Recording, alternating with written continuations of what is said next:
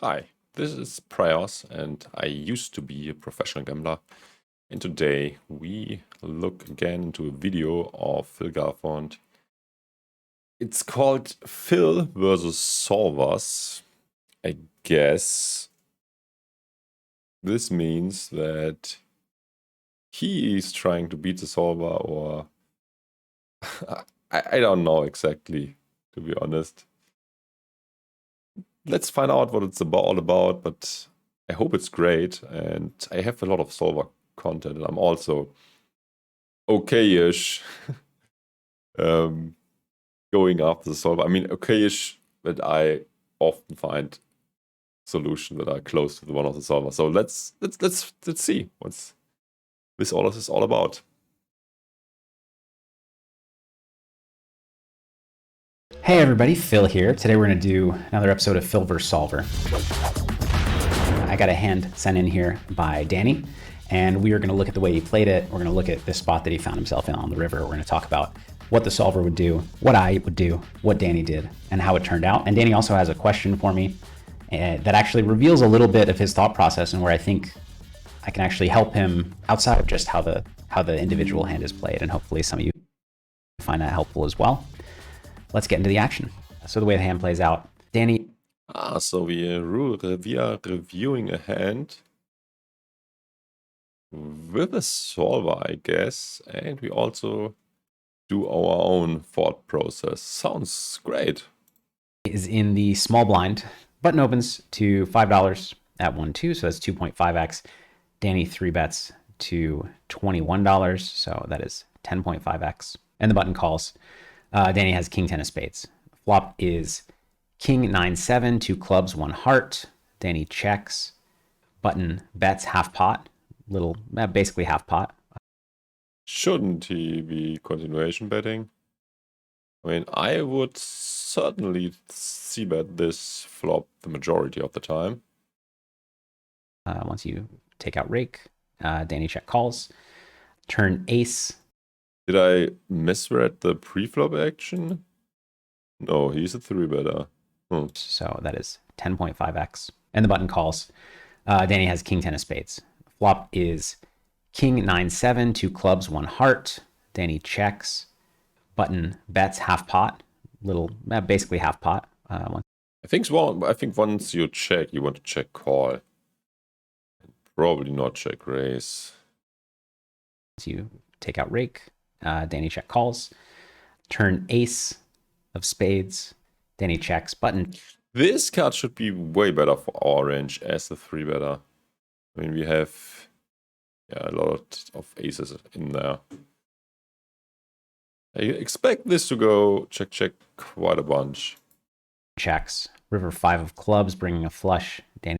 A bit more context would also be helpful. Is this a online poker hand? Is this a live poker hand? Yeah. I guess it's... I mean, we don't know. But this would be some information that would be helpful. Also reads about the players would help a lot. He decides to check. Button bets $49 into 88. And Danny calls. Oof, 49.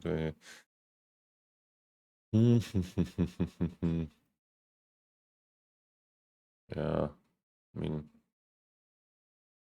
he does not need to be good that often, but how often is he good here? The flush coming in definitely is not cool. 6-8 also got there, and yeah, 6-8 suited is a possibility too. Yeah, what missed? 10 jack missed. Queen 10 missed. Queen jack missed as well. Very tough spot. So let's load up the solver. Let's see what it has to say about all these plays, and then I'll talk about where I might play a little bit differently. All right, so starting with the 3-bet, which is standard, we can move on to the flop. So flop of king 9-7, 2-tone. Solver has us only checking 20% of the time. Bam! I knew it. And utilizing a lot of small bets. So like quarter pot bets. It would be very cool if he would show the solver screen too. It's betting quarter pot 55, 56% of the time and check 20% of the time. Betting big being like 2/3 pot, 23% of the time or so. Does that add up? I don't know. I rounded, so it should roughly add up. I think there are a couple ways to go about this. So I would simplify this strategy because I think in a spot where you're only checking 20%, I would probably simplify this strategy to do something like bet quarter pot with my full range and eliminate the big bets. Like you're going to see, as you look through the different hands in a solver, you're going to see that every individual hand mixes between a big bet and a small bet if it's betting. I mean, every hand's going to bet at some frequency, given how often our range is betting. And so the EV of those plays are relatively similar. And I don't think there's much our opponent can do about a strategy where we're keeping our range together and just betting small with the full range. Yeah, it's also hard to be not exploited. Okay, have to take this. We'll be back in a second. Sorry.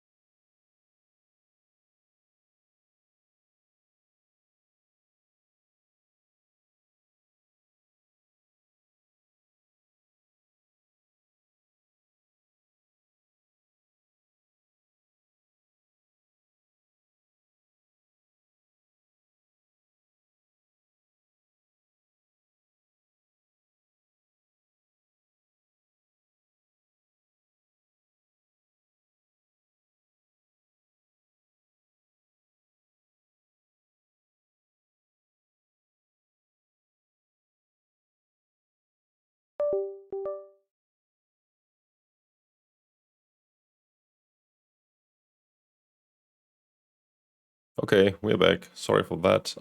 Let's continue.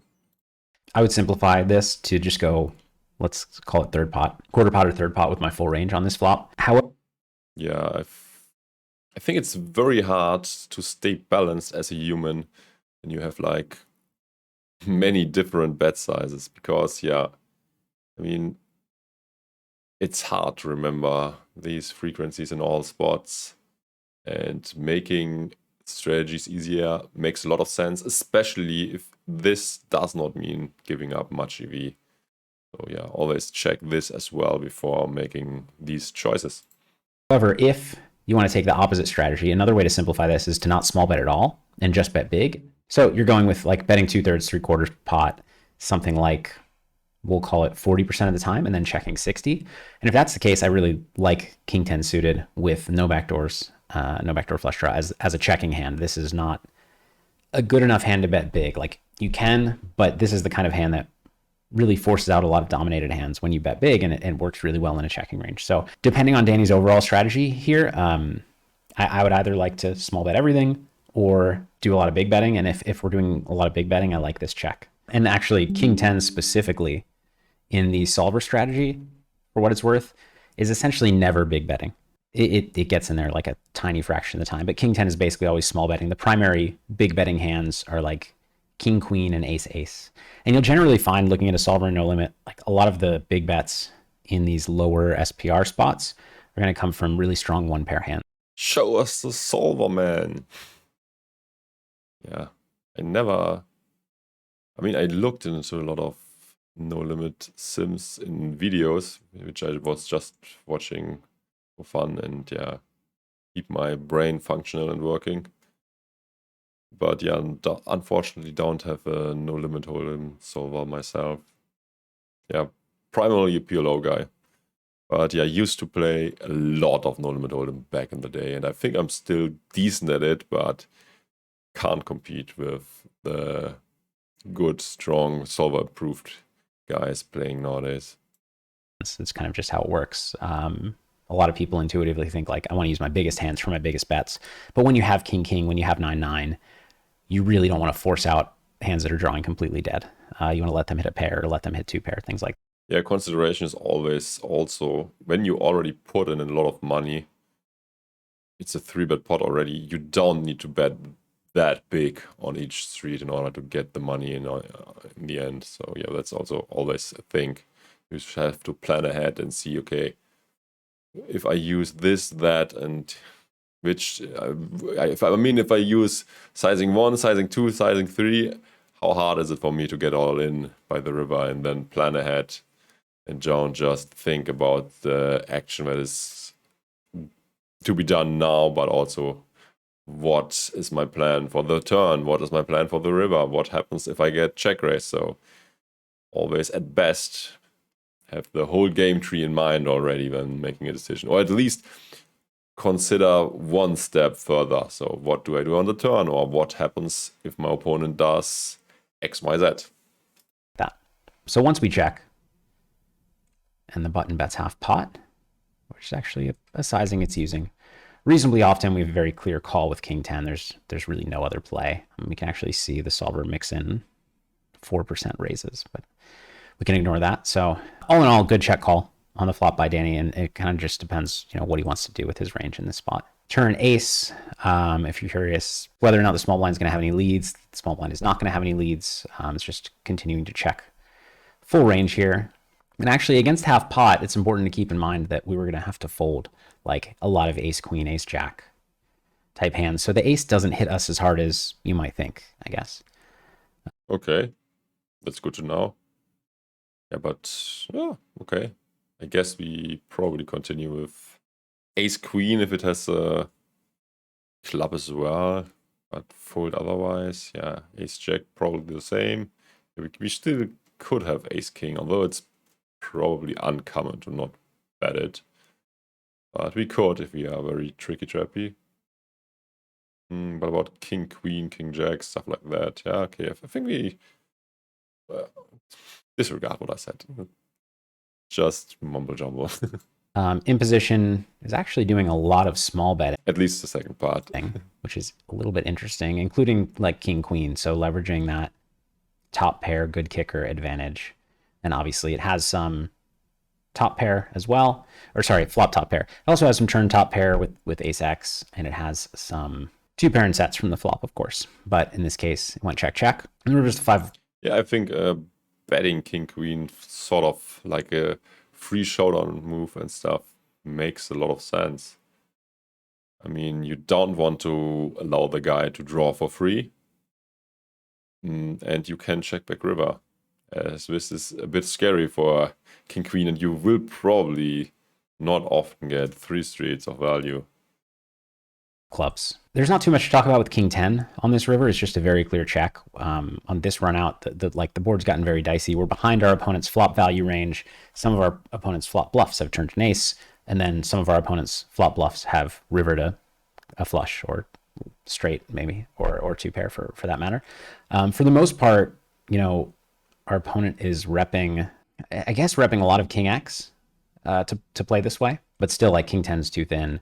Our opponent shouldn't have a lot of like 7X and 9X. I mean, they'll be in there a little bit, but not very much. So I think very clear check. And when we face a 60% or so pot bet, the solver wants to mix. So basically it's mostly folding. It's folding this hand 90% of the time. Yeah, so I was correct, but this is a tough decision. Oh, but it also seems that you could probably simplify and make it fold only. And against most straightforward opponents, it probably is a fold, to be honest. I mean, how often do you see a line which goes bet, check, bet, and this turns out to be a bluff? I think this is quite credible, but yeah, people might be on the next level, and now that people think that this is quite credible and therefore bluff more. But yeah, whatever. So calling 10% in a scenario where we had king 10 with a club, which we don't here. It's always calling, occasionally bluff raising, but yeah, blockers. Mostly calling. But let's take a look at button strategy and what it is choosing to bet 60% pot with. So there's actually a lot of ace jack, ace 5 suited, ace queen off, ace jack off. So actually like a big portion of imposition's value range is going to come from top pair, and I don't feel like people bluff as many ace highs on this flop against a check as the solver is opting to do. So like the solver is going to have top pair almost 20% of the time. That seems too high as far as, you know, humans are concerned. And then the other thing is sets. So solver has 2% ace that slow played pre-flop, bet flop, and then slow played turn. That's a very sick line. I mean, I think humans don't do this very often. I'm going to eliminate that too. And then there are flushes, of course. So there are definitely flushes. Yeah, flushes make a lot of sense. That will play this way. I mean, kind of the obvious ones like ace jack suited, ace 10 suited, queen jack suited, jack 10 suited, like ace 8 suited. And those I think are in there. So the solver is only bluffing a fraction of the time with unpaired hands by this river. So like if the solver got here with queen 10 of hearts or queen 10 of diamonds or queen 10 of spades, it's never bluffing river. If it got here with queen jack, it is bluffing river. Now, I guess that has to do with the jack being a better blocker than the 10. But I think those hands are roughly equivalent. And then jack 10 suited is essentially never bluffing river. It's very sick. I mean, I think humans probably play this quite different, because they will just look at it and say, okay, bottom of my range, my opponent check called flop, so he probably has jack high beat or queen high beat, so I have to do something about it and then try to bluff at a quite high frequency. At least this would be my guess, but I didn't play it much with Holdem lately. So the solver actually gets here with an unpaired hand like 20% of the time, but it's only bluffing a small fraction of it. I think it's reasonably likely that people would bet flop, like humans would bet flop with queen 10, queen jack, jack 10, and then check turn a decent amount of the time if they don't have a flush draw, or with a flush draw, but check turn, and then decide to bluff river because something got there. Solver's also bluffing if it got here with like 6-5, which is going to be pretty rare. Not betting any king X. So basically, here's how I feel.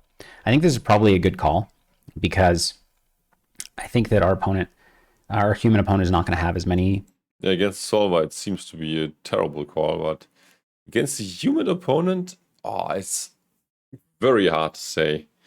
I mean, I think it also depends on your opponent. But how often do you need to be good in order to make this a call? 25% or something? Roughly? I think we should be, good that often. So yeah, probably good call, like Phil said. Ace X hands, as the solver does here. And I also think our human opponent is more likely to overbluff than underbluff the like queen jack, queen 10, jack 10 hands definitely that it gets here with. The big wild card here is if our opponent is value betting king queen and considering value betting king jack, then they have so many value hands that this hand becomes a fold, even though we block those hands with our king. So yeah, but king queen, king jack are sort of tough value bets for sure.